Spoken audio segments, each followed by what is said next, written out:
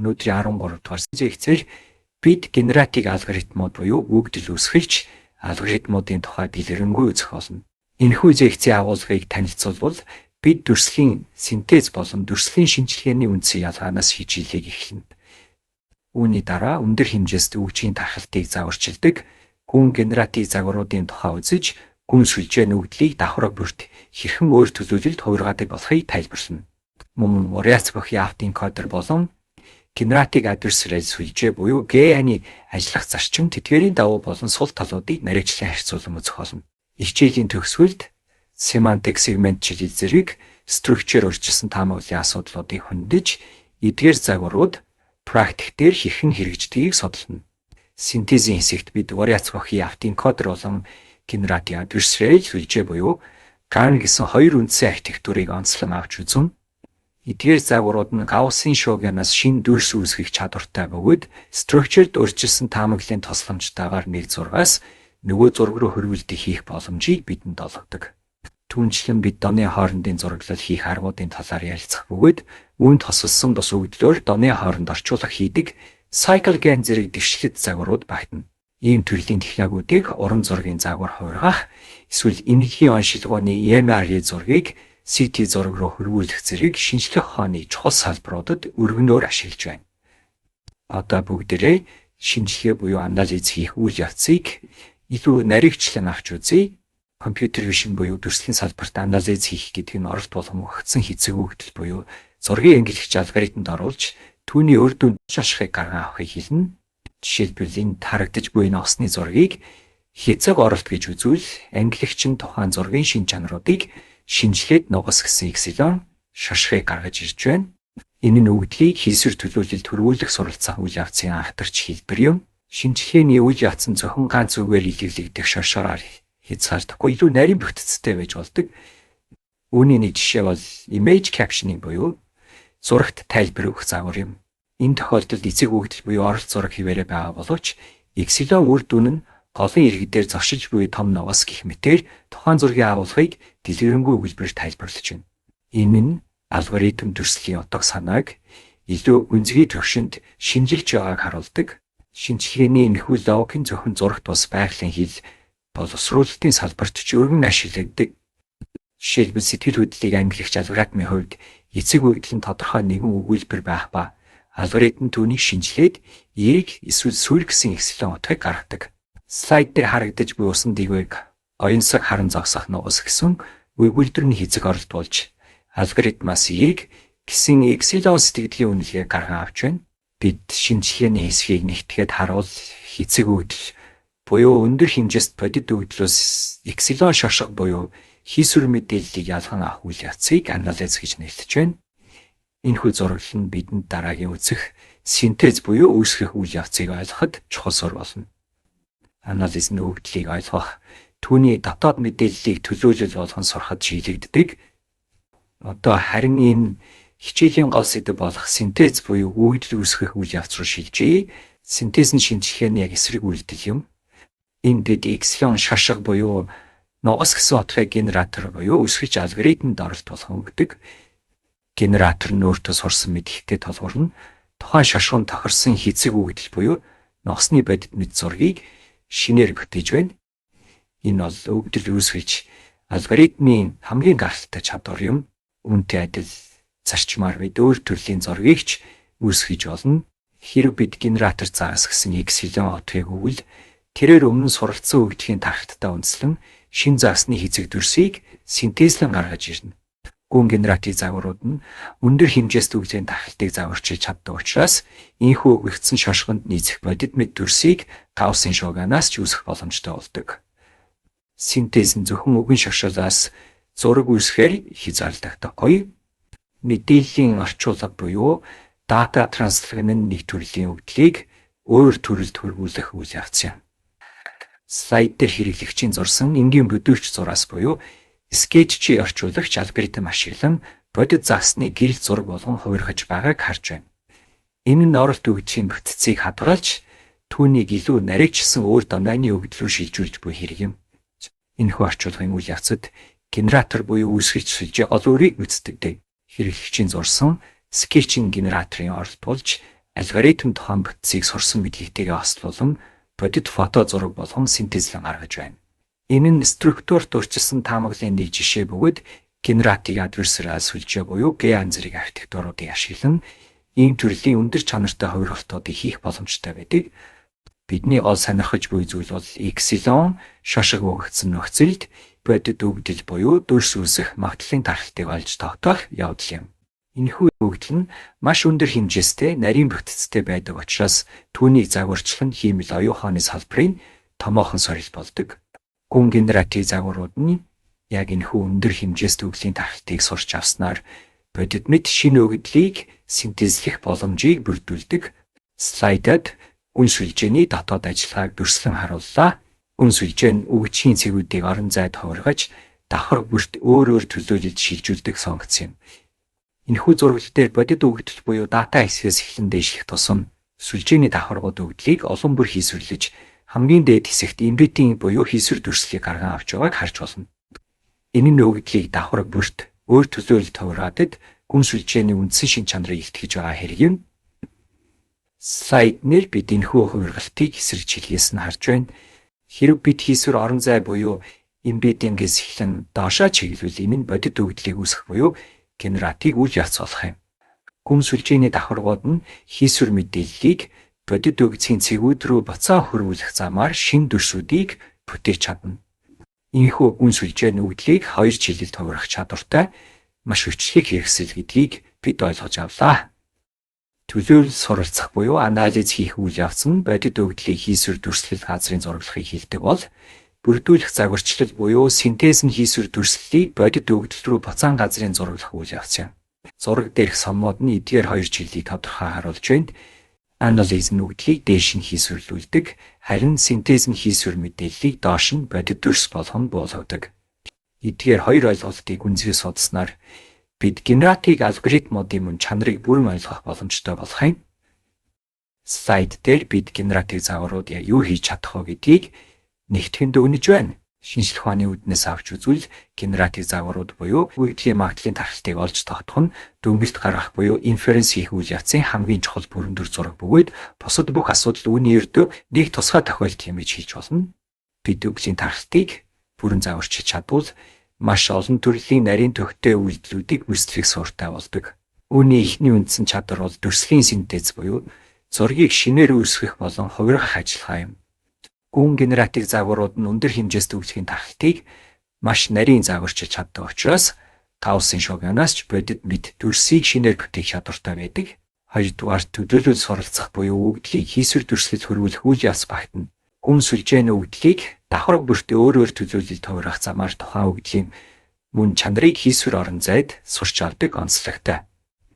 Гуравдугаар мэдээллийн орчуулга буюу нэг төрлийн өгөгдлийг өөр төрөлд хөрвүүлэх чадварыг дурдж болно. Эдгээр загварууд нь зөвхөн энгийн зураг үүсгэж зогсохгүй, структурт урьдчилсан таамаглал хийх замаар семантик сегмент жил зэрэг өндөр хэмжээст өгөгдлийн хамтын тархалтыг загварчлах шаардлагатай хүндрэлтэй асуудлуудыг шийдвэрлэхэд тусалдаг. Энэхүү өгөгдлийн магадлалын тархалтыг сурах нь хиймэл оюухан өгөгдлийг зөвхөн ангилах бус түүний дотоод бүтэц зүй тогтлыг бүрэн ойлгож шинээр бүтээх боломжийг олгож байгаа юм. Зургийн синтез гэдэг нь алгоритм өмнө бага цоо шинэ өгөгдлийг өөрөө бүтээхийг хэлнэ. Энд харагдаж буй байгалийн тогтоц болон хийсвэр биетүүд нь бодит гэрэл зураг биш, харин генератив алгоритмаар үүсгэсэн хиймэл дүрсүүд юм. Энэ нь алгоритм өгөгдлийн ерөнхий зүй тогтлыг сурч аваад түнтэй ижил төстэй боловч өрнөц шин дэжүүдийг гаргаж байгаа хэрэг юм. Синтез хийх нэг арга бол процедурын график юм. Энэ нь тодорхой зааварчилгаа болон дүрмийн дагуу объектуудыг үүсгэдэг. Слайд дээрх өөр төрлийн модыг харуул. Тэдгээр нэг суурь дүрмээр үүсгэсэн боловч проектууд нь өөр учраас бүгд өрмөц харагдаж байна. Энэ аргыг видео тавламын орчин бүтээхэд маш өргөн ашигладаг. Үүнийг илүү энгийнээр магталтуур юмл гэсэн жишээгээр ойлгож болно. Хэрэглэгчийг шоу хаях замаар урамтлын мөчээр хаашаа ургах хідэн ногч гарахыг санамсаргүй байдлаар шийдэж байна. Энэ нь генератив загварууд санамсаргүй байдлыг тодорхой магадлалын тархалтаар өдөрдөн байгалийн мэд нарийн бүтэц үүсгдэг зарчмыг харуулж байгаа юм. Математик утгаараа бол дүрсний синтез нь шугам буюу санамсаргүй утгаас эхэлдэг. Энэ зэт нь P зэт магадлалын тархалтаас асан санамсаргүй оролт өгөөд Үүний генератор буюу G-ийг сүнгцэд оруулж байна. Үр дүнд нь эцэг зэт ордтой G хингцээ отог буюу бидний хөрсөн бодит мэд зураг гарч ирдэг. Генератор нь санамсаргүй зэт орон зайг бодит хэцэг орон зай руу буулгах үүрэгтэй самплер юм. Загварыг сургах үйл явцад суралцагч алгоритм нь оролт өглийн дээжүүдийг шинжилж таамаглалын орон зайг үүсгэдэг. Зорилттой томогч болон оновчлагч алгоритмын тусламжтайгаар сүлжээ өглийн тархалтыг сурч авдаг. Ингэснээр санамсаргүй зэт оролтоос муур цайны халуун сав зэрэг бодитны тарагдах хиймэл дээжүүдийг үүсгэх чадвартай болдог. Слайд дээр бид генератив загварыг сургах үндсэн архитектур болон түүний ажиллах логиктэй танилцж байна. Энэхүү үйл явцыг ингээнээр тайлбарлавал бид алгоритмд бодит ертөнцийн өгөгдөлтөд кофе, мууг, эргээлийн зургуудыг оролт болгон өгч түүнийг ашиглан шинэ өгөгдөл үүсгэх чадвартай системийг бүтээхийг зорддог. Дайдын төв хэсэгт байрлах суралцагч буюу learner систем нь 3 толгойн хэсгээс бүрдэж байна. Нэгдүгээрт зорилттой томогц буюу обжектийн нь загвар маань өгдгийн тархалтыг хэр зүйр сурч байгааг хэмжих үзүүлэлт болдог. Хоёрдугаарт таамаглалын орон зай буюу hypothesis системс нь бидний ашиглаж буй үн сүлжээний боломж төвлөрүүдийн олонлох юм. Гуравдугаарт оновчлагч буюу optimizer алгоритм нь алдааг багасгах замаар сүлжээний дотоод паритуудыг тасралтгүй сайжруулах үргийг гүйцэтгэдэг. Сургалтын үр дүнд бидний генератор алгоритм зүүн талын бодит зургуудын зүүн тогтлыг дүрм сурч авснаар баруун талд харагдаж буй муур цайны халуун сав зэрэг цоо шинэ бодит мэд төсрүүдийг өөрөө бие даан үүсгэх чадвартай болдог. Энэ нь гүн генератив загварууд өндөр хэмжээст өглийн тархалтыг давхар бүртээ өөр төлөөлөлд хувирах замаар суралцж буй тод жишээ юм. Энэхүү генератор маань санамсаргүй шуугианыг утга учиртай дүрс болгон хувиргаж сурах нь дүрсхийн синтезийн үндсэн зорилго байлээ. Өмнөх хэсэгт орцсончлан learner буюу суралцагч системийн зорилтод түнгц таамаглалын орон зай болон оновчлагч гэсэн 3 үндсэн толгойн дээр тогтогдог. Бидний эцсийн зорилго бол өгсөн санамсаргүй цэгүүд буюу дата дээр үндслэн тухайн өгдлийн орших магадлалын нэвтрэлийг тодорхойлсон P хөнгөцийг олж тогтоох явдал юм. Энэхүү хөнгөцөнд хэсэг орон зайн цэг бүрийг тгээс нэгийн хоорондох магадлалын отох руу шийдвэрлэдэг зураг юм.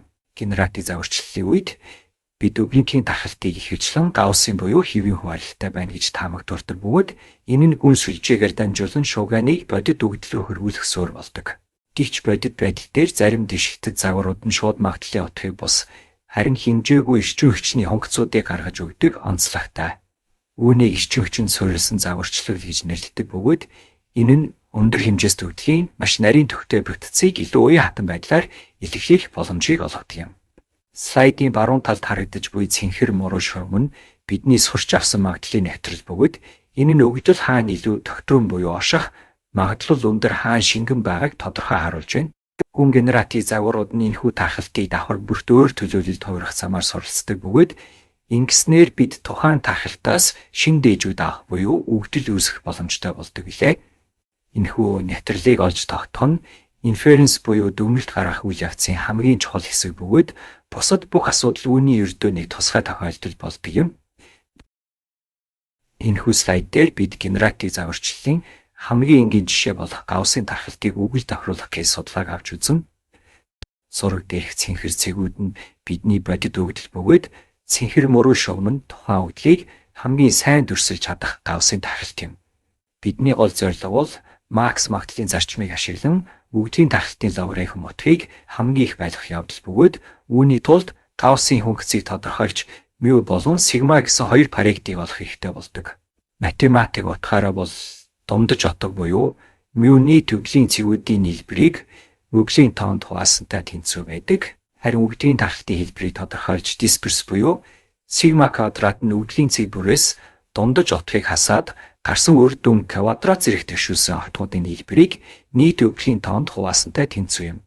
Энэхүү процесс нь өндөр хэмжээст өгжийн тархалтыг загварчлах үндсэн суурь болдог билээ. Өмнөх кейс судлааг суралцагч систем буюу learner архитектурт хэрхэн буулсныг харж байна.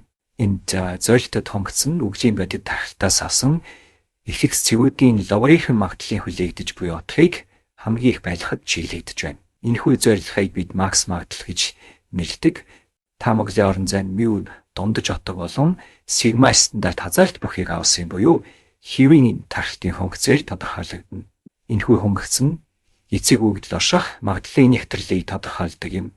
Эцэст нь оновчлагч хэсэгт бид μ болон сигма квадрат гэсэн параметруудыг өмнөх слайд дээр дурдсан томьёоны дагуу тооцоолж байна. Дундаж отог болох μ-ний дүүгдгийн цэгүүдийн нийлбэрийг үглийн таванд хуваах замаар гарч ирэх бөгөөд дисперс буюу сигма квадратын цэг бүрийн дунджаас хазаалтын квадратуудын дундаж отог юм.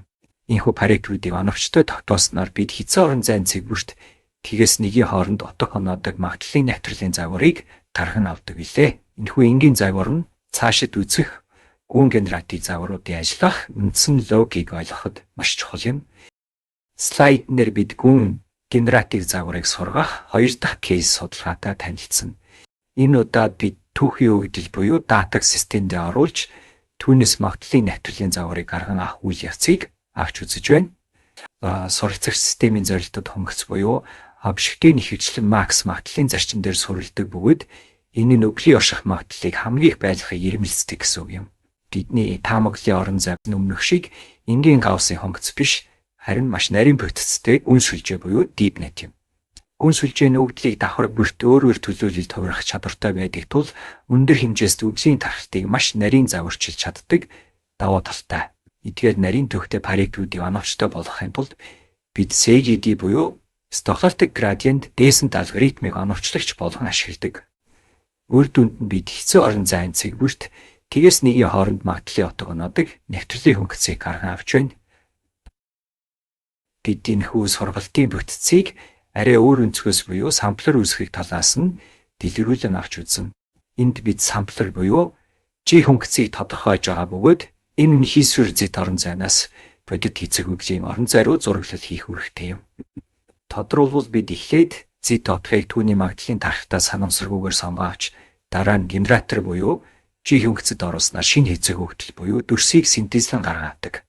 Энэхүү G функц нь гауссын шуугианаас бодит мэд зураг үүсгэх чадвартай гүн сүлжээ юм. Сонирхолтой нэгэн зүйл бол зарим гүн генератив загварууд нь шууд магадлалын навтралыг тооцоож гаргадаг боловч ийм төрлийн самплер ашиглан шинэ үгдэл үүсгэх чадвартай байдаг. Ийм учраас магадлалын навтралыг шууд тодорхойдгүй ч гэсэн чанартай самплераар хангаж чаддаг бүх загваруудыг бид гүн генератив загварууд гэсэн ангиллалд багтааг нэртэй юм. Энэ нь бидэнд үгжийн тархалтыг заавал математикс түнхцээр илэрхийлэх албагээр түүнээс дээж авах замаар шинэ үгдэл бүтээхийг боломжийг олгодог билээ. Слайд дээр бид гүн генератив загваруудын мөн чанарыг маш энгийнээр харж байна. Эдгээр загварууд нь үндсэндээ магадлалын тархалтыг хувирагчд юм. Зүүн талд харагдж буй улаан тойрог нь PZ буюу бидний өрчилсөн байдлаар тодорхойлсон энгийн тархалт юм. Харин баруун талд буй цэнхэр дүрс нь PX буюу бидний сурахыг зорж буй бодит үглийн нарийн төвхтэй тархалт буюу зорилтод хуваарлалт юм. Генератор буюу G функцийн гол үүрэг нь энэхүү энгийн тархалтыг бодит ертөнцийн үгдлийн нарийн төвхтэй тархалт руу хөрвүүлэх зураглал хийх явдал юм. Энэ нь өндөр хэмжээст үгжийн тархалтыг загварчлах үндсэн логик болдог билээ. Дараагийн слайдад энэхүү хувиргалт практикээр хэрхэн хэрэгждгийг дэлгэрэнгүй харууллаа. Бид эхлээд тэг дундчтай нийт дисперстэй гауссын тархалтаас зэт санамсаргүй чимээг авдаг. Энэхүү чимээ нь генератор буюу G сүлжээний олон давхардаар дамжих үед давхар бүрт өөрөөр төлөөлөлт хувирсаар эцэст нь бодит загсны фото зураг болон синтезлэгдэн гарч ирж байна. Энэ үйл явц нь зэт орон зайн нэг цэгийг эцэг орон зайн бодит дүрсийн тархалт дээрх тодорхой цэг рүү болгож буй хэрэг юм. Дээрх жишээнээс үзвэл генератив загвар нь зөвхөн нэг төрлийн дүрс үүсгээ засахгүй сурсан тархалтаас хамаарч өөрөөр дээжүүдийг гарган авч чаддаг. Өнөх шиг гауссын чинэнээс эхлэн генератор сүлжээгээр дамжуулах энэ удаад ногсны бодит мэт зургийг синтезлэн гаргаж байна. Энэ нь гүн сүлжээ үгдлийг хийсвэр дүрслээс бодит үгдэл рүү газрын зураглах чадвартай болсныг баталж байгаа юм. Генератор нь санамсаргүй оролтыг отох орчлтын дүрс болгон хувирах замаар үглийн тархалтыг бүрэн эзэмшиж байна. Слайд дээр бид энэхүү дүрс үүсгэх технологийн хамгийн алдартай архитектур болох генератив адверсарийг сүлжээ буюу гантай танилцж байна. Энэхүү загвар нь гауссын шуугианаас эхлэн генератор буюу G сүлжээг ашиглан эцэг бодит дүрсийг синтезлэн гаргадаг үндсэн бүтцтэй. Таны гол онцлог нь зөвхөн зураг үүсгээ зогсохгүй тухайн үүсгэсэн зураг бодит хэсгийг нь шүүх өөр нэг сүлжээтэй хослон нэлзүүдэг доршдог юм. Энэхүү систем нь хоёр сүлжээний өрсөлдөөн дээр тогтдог.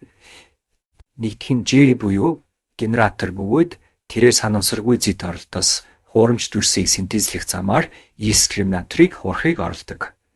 Хоёр дахь нь D буюу дискриминатор бөгөөд тэрээр өөрт нэржгүй дүрс бодит өгдлөө эсвэл генераторын үүсгэсэн хуурамч зүйл үгдийг ялхан тодорхой хичээдэг. Иймэрхүү хоёр сүлжээ бие биенийхээ эсрэг илдраснаар улам бүр сайжирдаг онцлогтой дискриминаторын суралцах зорилгыг математик логикоор тайлбарлал тэрээр бодит өгдлийг бодит гэж харин генераторын үүсгэсэн хуурамч өгдлийг хуурамч гэж зөв ангилах магадлалыг хамгийн их байлгахыг эмэлцдэг. Томьёоны дагуу дискриминатор нь зэт өгөх зүйн генераторын утгын логарифм дээр нэгээс хасах нь бодит хэцэг үдгийн утгын логарифмыг нэмсэн хүлээгдэж буй утгын аргументыг хамгийн их байлгах дэгээд олдог. Өөрөөр хэлбэл дискриминатор нь бодит болон хуурамч өгдлийг ялгах чадвараа дээдсэгт нь хүрэхийг зорддог гэсэн үг юм. Энэ 33 дугаар слайдд генераторын зорилгыг харж байна. Генераторын хувьд нөхцөл байдал илгээрэй байдаг. Тэрээр өөрийнхөө үүсгэсэн хуурамч зургийг дискриминаторт бодитны тарагдуулж түүнийг төрөгдүүлэхийг хичээдэг. Математикаар бол генератор нь өмнөх томьёоны утгыг хамгийн бага байлгах аргументыг олдог. Энэ нь дискриминатор хуурамч дүрсийг бодит гэж андуурах магадлалыг хамгийн их болгохын тулд өөрийгөө тасралтгүй сайжруулж байна гэсэн үг юм.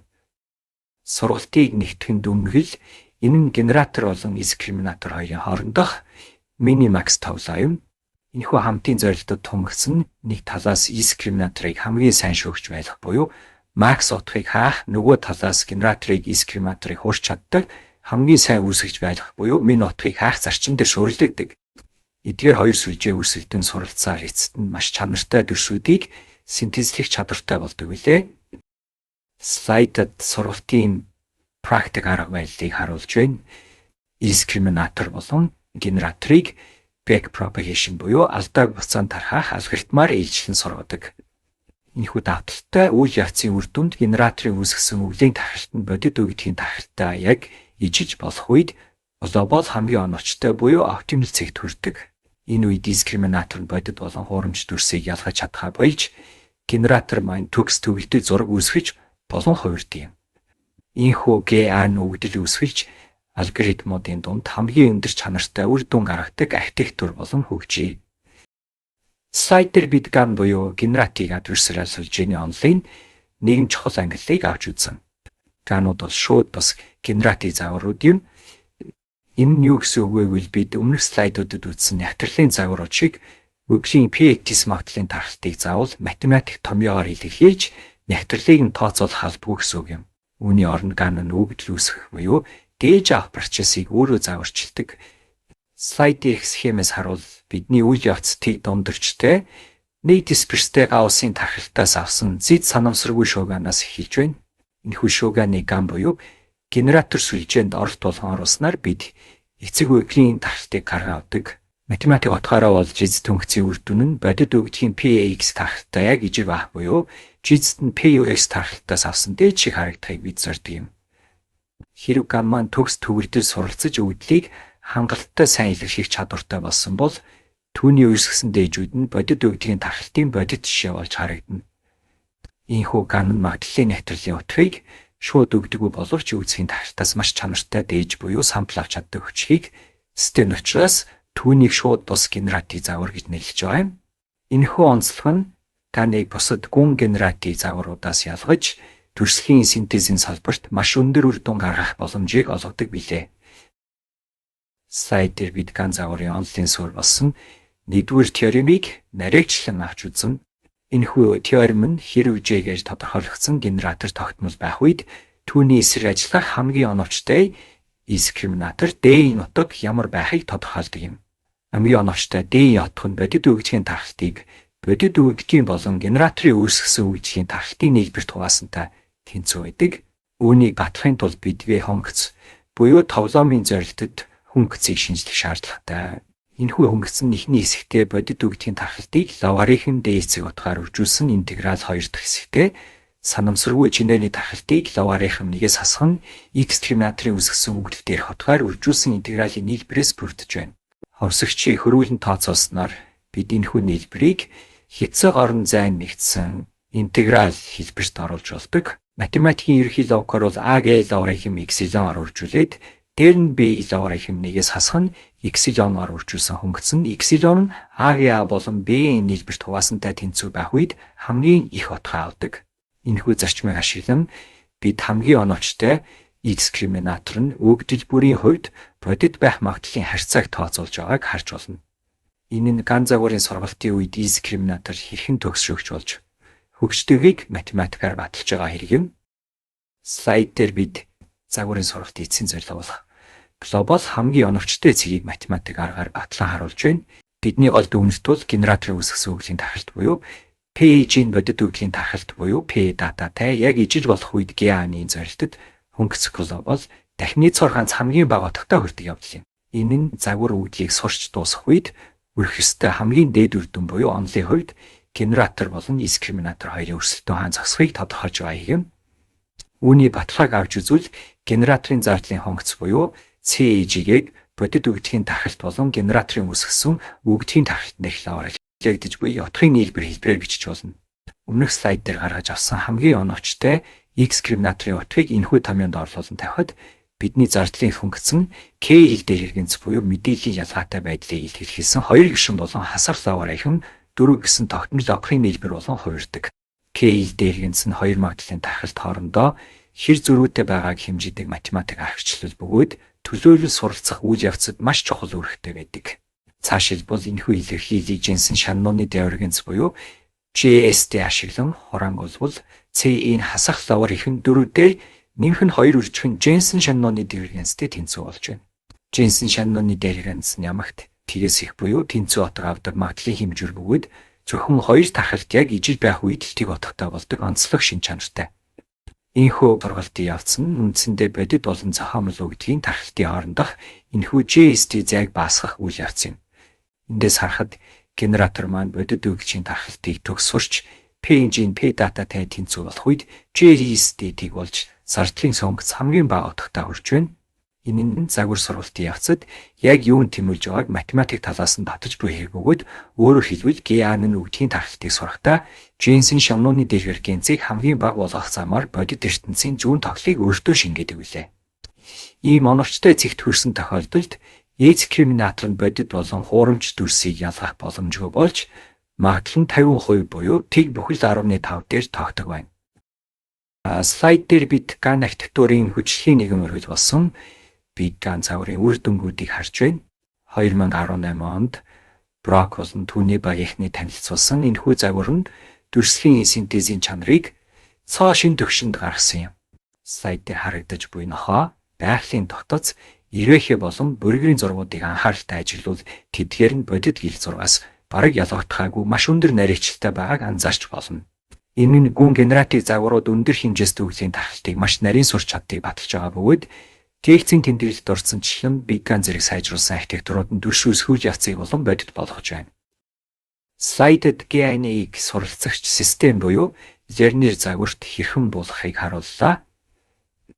Энэхүү системийн зорилтод хонгоц буюу обжектийн Minimax зарчим дээр суурилдаг бөгөөд үүнийг үгээр илэрхийлбэл генератор нь X-терминаторыг хуурахын тулд алдагдлыг хамгийн бага байлгахыг харин X-терминатор нь бодит болон хуурамчийг ялгахын тулд магадлалыг хамгийн их байлгахыг зорддог хүлээгдэж буй лаваарынхан мотгуудын нийлбэр юм. Там өглөө орон зайнж болон D гэсэн хоёр хүчлийг хүн сүлжээнээс бүрдэх ба оновчлагч нь эдгээр хоёр сүлжээг ээжлэн стохастик градиент дээсэн алгоритмаар сургах үйл явц юм. Үр дүнд нь бид эцэг үгдлийг тгээс нэгийн хооронд утгаар үнэлдэг D гэдэг болон Z орон зайн хийсвэр мэдээллийг эцэгс бодит үгдэл рүү буулгахчээ самплерыг гаргаа авдаг билээ. Хийсвэр Z орон зай болон бодит үгдлийн орон зай болох эцэгийн хоорондын хамаарлыг дүрслэн харуулж байна. Зүүн талд буй улаан тойргон Гауссын тархалтай латентийн орон зай бөгөөд тэнд орших цэгүүд нь баруун талын цэнхэр манихилд буюу байгалийн дүрсний тархалт дээрх тодорхой дүрсийг илэрхийлж байгаа юм. Бид латентийн орон зайд хоёр цэгийн хооронд шогмон алхалт хийхэд өвлийн орон зайд шувууны дүрс тасралтгүйгээр нэг хэлбэрээс нөгөө рүү маш чиг туурж байгааг доох зурагнаас харж болно. Энэ нь загвар өгдлийг зөвхөн цээжлэх бус түүний дотоод зүй тогтлыг тасралтгүй орон зайд сурч авсныг гэрчилж байгаа юм. Слайдд GAIN загварууд төлөөлөл суралцах үйл явцыг хэрхэн хэрэгжүүлдгийг Pagani жишээгээр харууллаа. Сүлжээний сурч авсан латентийн орон зайн өөр хэмжээнд дүрсийн отох хүчтэй шин чанаруудыг удирдах байна. Жишээлбэл босоо тэнхийн дагуу шилжиг дүрсийн арын дэвсгэр өнгөрчлөгдөж байгаа бол ихтэй тэнхийн дагуу шилжиг шувууны биеийн чиглэг буюу эргэлт хувирч байна. Энэ нь зээхцийн тэмдэглэлд дурдсан өгдлийг хийсвэр дүрслэлд хөрвүүлэх төлөвлөл суралцах үйл явцын практик жишээ бөгөөд алгоритм нь хүний зааварчилгаагүйгээр өнгө болон чирэл гэсэн концепцуудыг бие даасурч авсныг харуулж байгаа юм. Слайд дээр GAIN загвар байгалийн дүрсний нарийн төгтэй манифестыг латентийн орон зайд хэрхэн зохион байгуулж байгааг нэгтгэн харууллаа. Зүүн талд байгаа энгийн латентийн орон зайн цэгүүд нь генераторын тусламжтайгаар баруун талд буй тот нахо панда шувуу зэрэг маш өөр төрлийн бодит дүрсүүд болон бууж байна. Энэхүү зураглал нь гүн генератив загварууд маш өндөр хэмжээстэй зургийн өгдлийг бага хэмжээстэй ойлгомжтой бүтцтэй латентийн орон зайд газрын зураглаж чаддгийг илтгэж байгаа юм. Энэхүү GAIN үгжийн дотоод бүтцийг сурч авснаар бидэнд шин дүрсийг синтезлэх төдийгүй тэдгээрийг отох хочтой паректүүдээр удирдах боломжийг олгож байна. Бидний хичээлийн дараагийн томоохон сэдэв болох төлөөлөл суралцах хэсэг рүү шилжиж байна. Бид өмнөх хэсэгт зургийн синтез болон мэдээллийн орчуулгын талаар ярилцсан бол одоо өгдлийг хийсвэр дүрслэлд хөрвүүлэх үйл явцыг нарийгчлан үзэн. Слайд дээр бид хэсэг автоэнкодер хэрхэн генератив загвар болон хувирдгийг харж байна. Дээд талын схемд эцэг өгдлийг энкодероор дамжуулан хийсвэр зэд төлөөлөлд шилжүүлж дараа нь декодероор буцаа эцгат буюу сэргээсэн дүрс гаргаж авч байна. Харин доод талын схемийн жинхэнэ генератив загварчлалыг харуулж байна. Энд бид заавал бодит хийцгээс эхлэх албагүй. Үүний оронд зэдийг өөрийнх нь магадлалын тархалтаа санамсаргүйгээр сонгоо авч декодер буюу генератороор дамжуулан цоошин ногсны зургийг синтезлэн гаргаж байгаа юм. Энэ нь хийсвэр төлөөллийг бодит өгдөл рүү буулгах үндсэн логик билээ. Слайдд вариац бүхий автоэнкодер загварын үндсэн зарчмыг танилцуулж байна. Энэхүү загвар нь магадлалын онол дээр сүрэлдэг бөгөөд PAZ буюу урьдчилсан тархалтыг PS буюу зорилттой үдгийн тархалт руу G генератороор дамжуулан хөрвүүлэхийг зорддог. YA-ийн гол онцлог нь латентийн орон зайд өгдлийг зөвхөн нэг цэгээр төлөөлөх бус тодорхой магадлалын тархалт хэлбэрээр сурч авдагт оршилдог юм. Слайд дээрх томьёо нь үгшийн нарийн төгтэй тархалтыг хэрхэн заварчлахыг харуулж байна. Тета паригтэй эцэг үгчийн магадлалын нэвтрэл нь 1-ээс K хүртэлх эндэх юу хийж ингэсэн Гауссийн тархалтуудын нийлбэртэй тэнцүү байна. Энэ W-ийн тухайн тархалтын жин харин N нь V дундаж болон сигма-ийн коораз бүхий Хьюийн тархалт юм. Өөрөөр хэлбэл бид олон жижиг Гауссийн тархалтуудыг нэгтгэх замаар баруун талын зурагт харагдаж буй цэнхэр дугаа дүрсүүд шиг нарийн бүтцтэй өгдлийн тархалтыг үүсгэж болдог гэсэн үг юм. Слайд дээр вариац бүхий автоэнкодер буюу YA загварын магадлалын математик загварчлалыг нарийгчлан авч үзэж байна. Энэхүү слайдад өгөгдсөн 3 томьёо өгдлийг хэрхэн хийсвэр төлөөллөөс бодит дүрс болгон синтезлэхийг тайлбардаг юм. Эхний томьёо натурлын загварчлалыг буюу density моделийг илэрхийлж байна.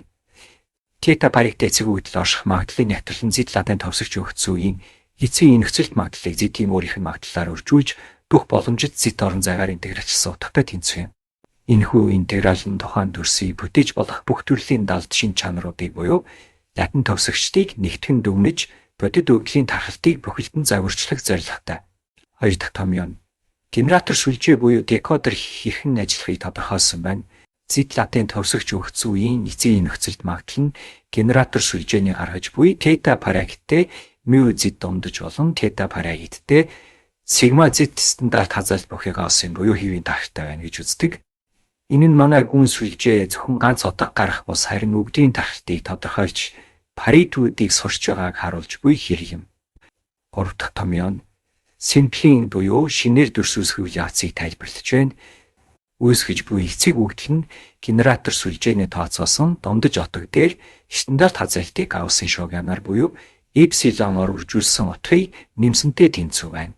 Энэхүү reparameterization trick буюу дахин парагичлаг арга нь бидэнд санамсаргүй байдлыг ашиглан Гауссын шуугианаас бодит мэддүүрс үүсхийн зэрэгцээ сүлжээгээ алдаг буцаан тархаар алгоритмаар сурах боломжийг олгодог маш чухал шийдэл юм. Эдгээр том юмнууд нийлээд UI загвар хэрхэн өндөр хэмжээст өглийн тархалтыг зааварчилж хийсвэр төлөвлөлийг бодит өгөгдөл рүү газрын зураглах замаар шин дээжүүдийг синтезлэж байгааг математик талаас нь бүрэн илэрхийлж байна.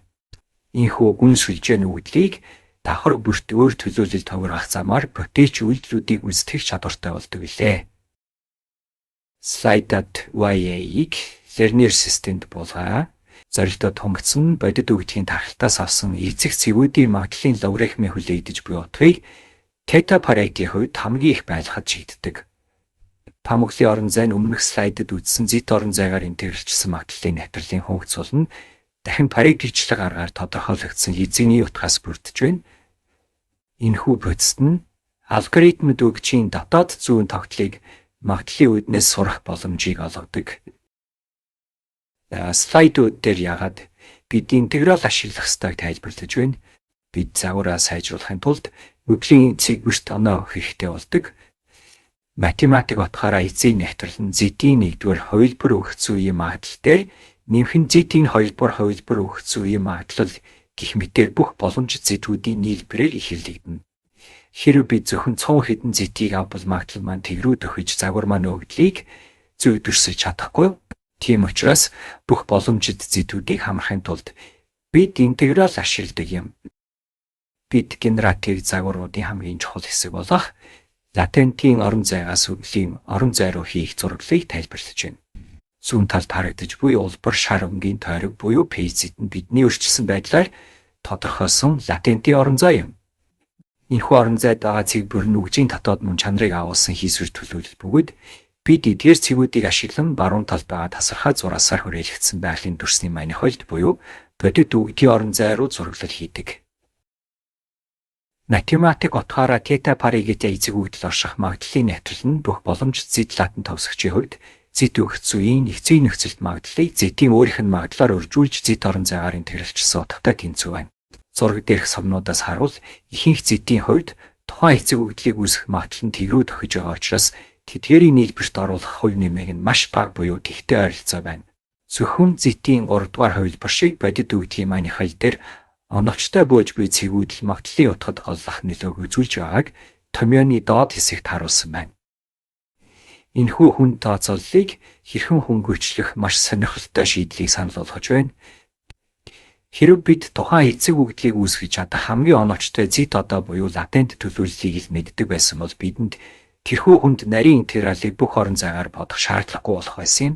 Энэ тохиолдолд theta паригтэй азийн магадлалын навтралыг зөвхөн тухайн зэт одоо өгсөн үеийн хизийн нөхцөлд магадлалыг зэт одоо ийм магадлалаар үржүүлснээр ойролцоо олон тооцоолж болно гэдгийг баруун талын томьёонд харуулжээ. Энэхүү санаанд цаашлаад вариац бүхий автоэнкодер буюу YA загварт энкодер ашиглан оновчтой төлөвлөлийг олж тогтоох үндэс суурь нь болдог бөгөөд ингэснээр өндөр хэмжээст өглийн тархалтыг илүү үр дүнтэйгээр загварчлах боломжийг олгодог билээ. Магадлалын навтралыг тооцоолох маш хүнд интегралчлал үйл явцыг хэлбэрчлэхийн тулд бид тухайн эзэг өгдлийг хамгийн сайн төлөвлөж чадах зэт одоо утгыг шууд таамаглахыг оролддог.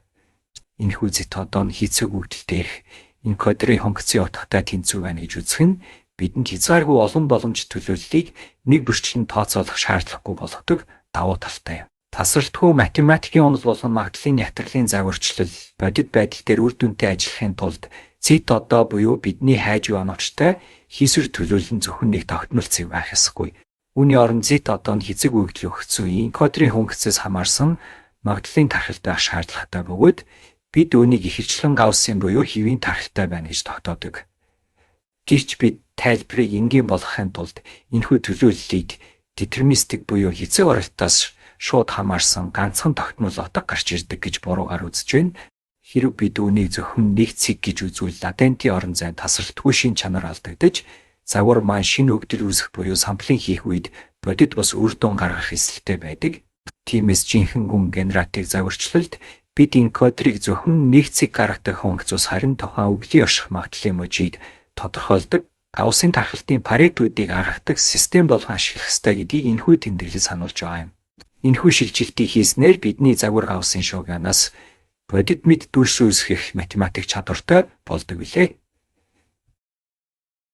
Энд дурдгдсан аргумент E гэсэн хэсгийн хөнгөц буюу энкодерийн хувьд дараах хоёр гишүүнтэй алдаглалын хөнгөцийг хамгийн бага байлгах оновчтой паритуудыг олж тогтоох гэсэн утгыг илэрхийлдэг. Энэхүү томьёо нь хоёр үндсэн хэсгээс бүрдэх бөгөөд тэдгээрийн нийлбэр нь системийн нийт алдааг тодорхойлдог юм. Нэгдүгürt сэргээн босголтын алдаа буюу томьёоны эхний гишүүнийг авч үзье. Энэ J генератор болон энкодероор дамжин гарсан эцгийн ятг ба бодит эцгийн хоорондох ялгааны квадратуудын нийлбэр юм. Энэ хэсэг нь манай загвар оролтын өгдлийг хийсвэр орон зайд хөрвүүлээд дараа нь буцаан зураг болгон синтезлэхдээ анхны их хувьяасаа хэр зөрүүдэд гаргаж байгааг хэмждэг. Бидний гол зорилго бол энэхүү зөрүүг хамгийн бага байлгах буюу анхны зургийг яг хിവэр нь сэргээн босгож сурах явдал юм. Хоёрдугаар томьёоны хоёр дахь гишүүн болох регуляризацийн хэсэг байна. Энэ нь энкодероос гарч буй төлөөллийн утгын нормын квадрат бөгөөд латентийн орон зайд үүсэж буй хийсвэр төлөөллийн хэмжээг хянаж байдаг. Энэхүү гишүүн хийсвэр төлөөллүүдийг латентийн орон зайд хит замбраагүй тархахаас сэргийлж тэдгээрийг тодорхой хязгаар дотор барьж явах үүрэгтэй. Эцэст нь энэхүү аргументны бүхэл томьёоны үгжийн мөн чанарыг хамгийн сайн хадгалсан хийсвэр төлөөллийг сурч авахын тулд системийн нийт алдааг хамгийн бага түвшинд хүргэх оновчтой энкодерыг хайж байгааг математик талаас нь батлан харуулж байна. Энэхүү алдааг хамгийн бага түвшинд барьснаар бид Гауссын шуугианаас бодит мэд чанартай дүрс үүсгэх чадвартай гүн генератив загварыг бүтээдэг билээ. Слайд дээр бид өмнөх хэсгүүдэд хийгдсэн бүх лог алхмуудыг нэгтгэсэн автоэнкодер бүтцийг харж байна. Энэхүү систем нь өгдлийг хийсвэр төлөөлөлд хөрвүүлэн сурах үндсэн загвар юм. Зүүн талд буй цэнхэр цэг буюу бодит хийцэг өгдгийг эхлээд EX энкодер сунгацээр данжин төв хэсэгт байрлах улаан үнгийн латентийн орон зай руу шилжиж байна. Энд тухайн өгдлийг хамгийн сайн төлөөлж чадах Z-одоо автрыг болж авдаг. Үүний дараа баруун тал руу чигсэн GZ хөнгөц буюу генератор нь тухайн хийсвэр төлөөллийг ашиглан бодит өгдлийг буцаан сэргээх үйлдэл хийж байна. Энэхүү эцгээс Z рүү Z-с буцаагаад хийц рүү хийж буй зэг нь хүн сүлжээ өгдсийн мөн чанарыг давхар бүртээ өөрөөр төлөвлөлд хувиргаж сурах үндсэн арга зам болдог билээ. Слайдад энэхүү хувиргалтыг арай илүү эсвэр төвшөнд харууллаа. Зүүн талд байгаа цэнхэр дүрсэнд бодит өгдгийн тархалт буюу нарийн төвхтэй манихойлдыг илэрхийлж байна. Харин төв хэсэгт байгаа саарл тойрог нь энкодерийн тусламжтайгаар бидний гарган авсан латентийн орон зай юм. Энд байгаа тасархай шоунууд нь бодит өгдгийн орон зай нь өөр хэсгүүд хийсвэр орон зай нь аль цэгүүдэд бууж байгааг харуулж байна. Энэхүү зураглалын гол зорилго нь өндөр хэмжээст өгдлийг бага хэмжээст отог очлолтой хийсвэр орон зайд багцаж сурах явдал юм. Хэрвээ энкодер маань өгдлийг зүгээр сурч чадвал баруун талд байгаа шиг бодит өгдлийг маш нарийн сэргээн босгох боломжтой болдог.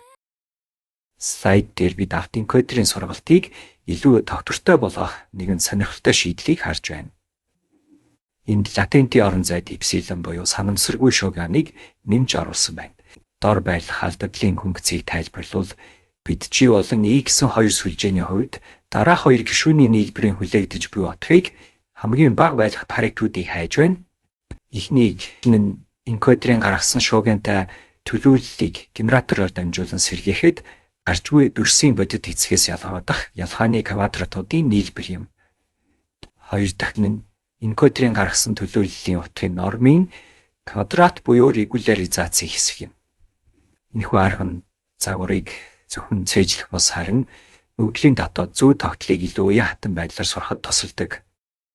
Слайдад классик автоэнкодерийн үндсэн зарчмыг нэгтгэн харуулж байна. Энд энкодер нь бодит өгдлийг хийсвэр орон зай руу шахаж генератор нь түүнийг буцаан сэргээж байна. Зорилтод хөнгөгдсөн маш энгийн бөгөөд бид хийцэг өгдөл болон түүнийг бүрэн сэргээсэн дүрсийн хоорондох ялгааны квадратуудын нийлбэрийн хүлээгдэж буй утгыг хамгийн бага байлгахыг зорддог.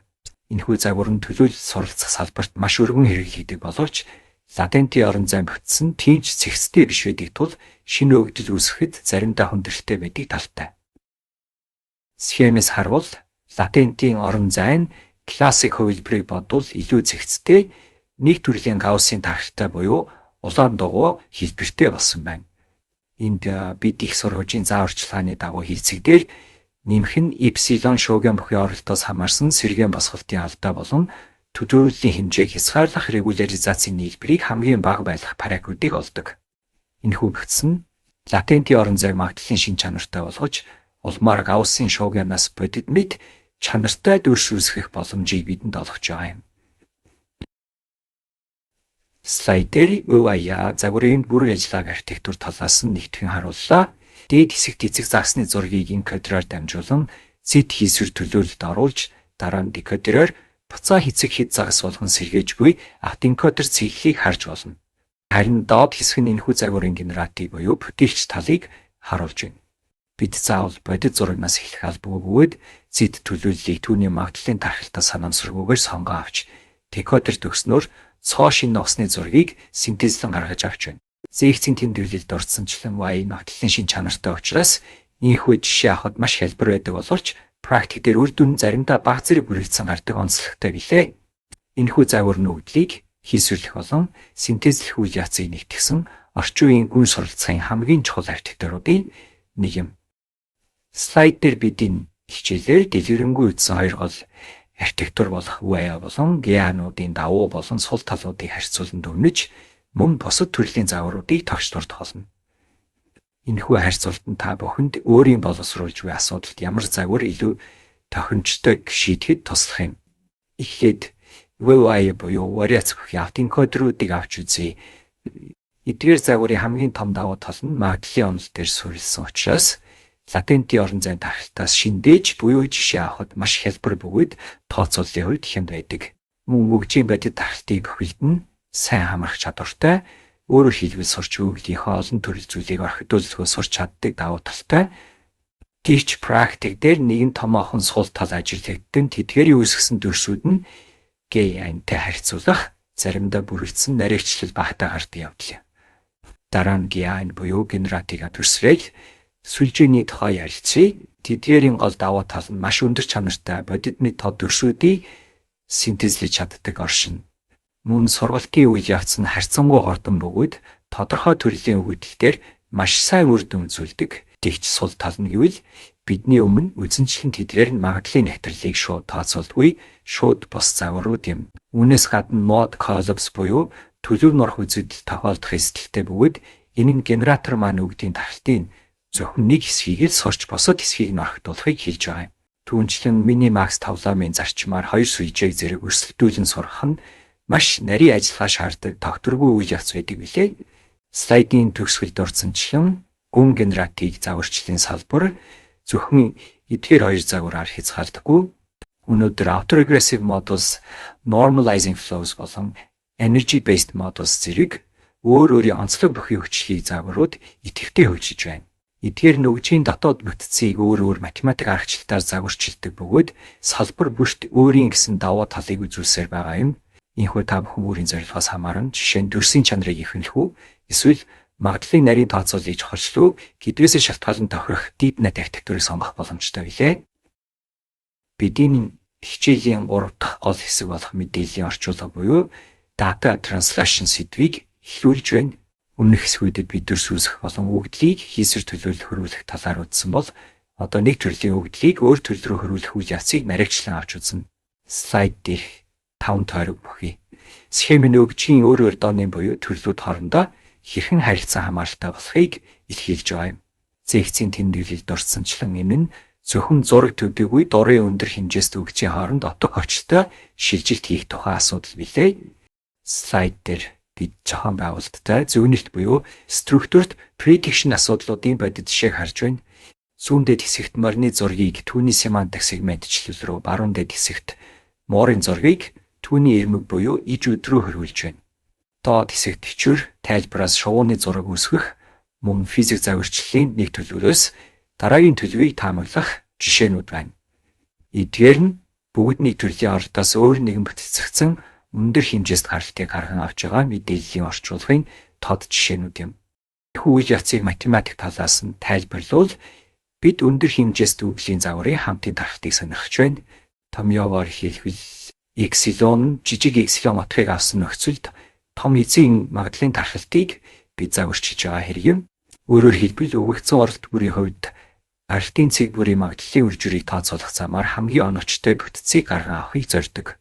Энэ нь зээхцийн тэмдэглэлд дурдсан семантик сегментчил зэрэг нарийн төвхтэй асуудлуудын онолын суурь болдог билээ. Тэр бид 2012 оны үеийн гүн суралцахын арга барилыг харж байна. Тэр үед нарийн бүтцийг загварчлахын тулд CNN буюу convolution сүлжээ болон хамгийн ойрын хөршийн алгоритм зэргийг таамаглалын орон зайдаа төрхөв ашигладаг байлаа. Лернер системийн зорилтод хөнгөц болон оновчлагч нь тухайн үеийн үглийн онцлог тохируулан ажиллаж эцэг өгдлөөс тодорхой их хөнгөцийг гарган авахд чиглэгдэж байсан юм. Үгжийн хэмжээ нэмэгдэх тусам хуучин суралцах алгоритмуудын гүйцэтгэл тодорхой төвшөнд хүрээд тогтворждог бол deep learning энэ гүйцэтгэл тасралтгүй өсөөр байдаг. Энэ нь яагаад бид мэдээллийн орчуулга болон структур таамаглалын асуудалд заавал гүн сүлжээг ашиглах ёстойг батлан харуулж байгаа хэрэг юм. Их хэмжээний үгдэлээр сургасан гүн загварууд нь үглийн нарийн зүүн тогтолыг илүү сайн илрүүлж чаддаг. Слайд дээр шуудын зургийг сегментчлэх жишээн дээр сургалтын үндсэн логикийг харууллаа. Энэ бид эцэг болон эксело үгзийн хүлээгдэж буй отгын алдагдлыг хамгийн бага байлгах ээх хөнгөцийг олох аргументыг хайж байна. Зүүн талын бодит зураг нь оролт эцэг, баруун талын өнгөөр ялгсан сегментчилсэн зураг нь зорилтод эксело. Бидний зорилго бол энэхүү хоёр зургийн хооронд халдаг хамгийн бага түвшинд хүргэх оновчтой хувиргагч хөнгөцийг сургах явдал билээ. Семантик сегментчлийг Лернер системд болгоо. Системийн зорилтод хөнгөцсөн бодит экселон болон таамагласан экселон хит хоёрын хоорондох Hughes entropy буюу эч хөнгөцийн нийлбэрийг хамгийн бага байлгах if-ыг олох явдал юм. Таамаглалын орон зайн CNN буюу convolution сүлжээ байх бөгөөд оновчлагчоор stochastic gradient descent буюу SGD алгоритмыг ашиглаж байна. Үр дүнд нь бид зургийн пиксел бүрийг ангилах чадвартай F хөнгөцийг гарган авдаг. Слайд дээр хиймэл дагуулын зургаас газрын зураг үүсгэх жишээг харууллаа. Энэхүү системийн зорилго нь θ параметртэй fx хөнгөц болон бодит эпсилон отгын зөрүүний квадратуудын нийлбэрийг хамгийн бага байлгах θ-ыг олох явдал юм. Энд таамаглалын орон зайн мөн л CNN байх бөгөөд оролт нь хиймэл дагуулын фото зураг гаралтын замын бүтц төвхийг газрын зураг байх болно. Слайд дээр SAT-map системийн үр дүн харж байна. Зүүн талд байгаа нь системд өгсөн оролт зураг, харин баруун талд байгаа нь гүн сүлжээний буюу DeepNet-ийн гаргасан үр дүн юм. Гаралт нь бодит байдалд ойрхон харагдаж байгаа ч зарим хэсэгтээ бүрэгдсэн нарийчлал тодоо байгааг анзаарч болно. Энэ нь бидэнд илүү хөгжлийг архитектур магадгүй ганц зэрэг загваруулж шаардлагатай байгааг илтгэж байгаа юм. Слайдд бид структур таамаглалыг илүү чанартай болгохын тулд үглийн дэд бүтцийг загварчилж чадах объектуудыг ашиглах хэрэгтэйг онцолж байна. Үүнд график загварууд эсвэл GAN буюу Generative Adversarial сүлжээ зэрэг архитектурууд багтана. Эдгээр нь таамаглалын орон зайг илүү баялаг болгож, улмаар мэдээллийн орчуулгын үр дүнг илүү бодит нарийн нарийчлалтай гаргахад тусалдаг билээ. Энэхүү шилжилт нь лекцийн дараагийн хэсэгт үзэх сайклын зэрэг дэвшилтэд даргуудын үндсөөр болох юм. Слайд дээр бид SAT-map асуудлыг генератив загварчлалаар шийдвэрлэх эхний алхмыг харж байна. Энд оролт эцэг нь хиймэл дагуулын зураг бөгөөд бид түүнийг generator буюу сүлжээгээр дамжуулан газрын зураг болгон хувиргаж байна. Слайд дээр GX гэсэн гаралт нь бидний өмнө үзсэн уламжлалт гүн сүлжээний үр дүн гэсэн хэдий ч энэхүү гаралт нь бодит байдал дээр зарим хэсэгтээ бүрэлдсэн нарийчлал багтаа байгааг анзаарч болно. Энэ нь бидэнд зөвхөн нэг сүлжээг ашиглах нь структур таамаглалын нарийн төвхтэй байдлыг бүрэн илэрхийлж чадахгүй байгааг харуулж байна. Бид энэхүү бүтцийг сайжруулж GAN архитектурыг нэвтрүүлж байна. Бидний generator буюу G сүлжээний хуурамч газрын зургийг синтезлэх гэж оролдох бөгөөд түүний эсрэг discriminator буюу D сүлжээ ажиллаж эхэлнэ. Discriminator-ын гол үүрэг нь генераторын үсгэсэн зураг бодит өгдлөө эсвэл хуурамчуу гэдгийг ялхан тогтоох явдал юм. Ийхүү хоёр сүлжээ өсөлтөн илтрааснаар генератор маань discriminator-ыг хуурахын тулд илүү бодит нарийчлал сайтай дүрс үүсгэж сурдаг билээ. Слайд дээр discriminator-ын суралцах математик зорилгыг нарийчлан тайлбарлая. Discriminator нь генераторын үүсгэсэн хуурамч өгдөл бодит өгдөл x2-ыг зөв ангилах магадлалыг хамгийн их байлгахыг ирмэлцдэг. Томьёогоор хэлбэл Д-ийн хувьд хамгийн их байлгах аргументыг олохдоо эцэг болон x-ийн өгдийн тархалтаас авсан logarithm discriminator-ын генераторын эцэг дээрх утга дээр нэмэх нь logarithm-ээс хасах нь discriminator-ын x-ийн дээрх утгын нийлбэрийн хүлээгдэж буй утгыг тооцоолдог. Энэ нь discriminator хуурамч зургийг тэг бүхэл 10.9 буюу өндөр магадaltaгаар хуурамч гэж, харин бодит зургийг тэг бүхэл 10.1 буюу бодит гэж ялгаж сурах үйл явц юм. Тэрээр дискриминаторыг төөрөгдүүлж өөрийнхөө үүсгэсэн хуурамч зургийг бодитны тарагдуулахыг хичээдэг. Математикаар бол генератор нь өмнөх зорилтод төнгөцийг хамгийн бага байлгах G аргументыг хайдаг. Өөрөөр хэлбэл генератор нь дискриминаторын алдааг хамгийн их болгож түүнийг хуурах чадвараа тасралтгүй сайжруулж байна гэсэн үг юм.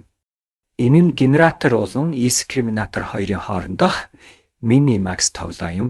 Зорилтод төнгөцсөн нэг талаас дискриминаторыг хамгийн сайн шүүгч байлгах буюу макс утгыг хаах, нөгөө талаас генераторыг дискриминаторыг хурц чаддаг хамгийн сайн үүсгэж байлгах буюу мин утгыг хаах зарчим дээр суурилдаг. Энэхүү математик тэнцвэрийг хангаснаар бид маш өндөр чанартай мэдээллийн орчуулгыг хийж чаддаг болох юм. Слайд дээрх маш чухал дүгнэлт бол генераторын хэтийн төлөөс харуул дискриминатор нь өөрөө нэгэн төрлийн алдагдал хонгоц буюу лосс хонгоц юм. Бид гараар хийцтэй энгийн алдааны хонгоц ашиглахын оронд гүн сүлжээгээр дамжуулан өгдгийн нарийн бүтцийг илүү сайн сурч чадах өндөр зохион байгуулалттай албаны хэмжүүрийг бий болгож байна.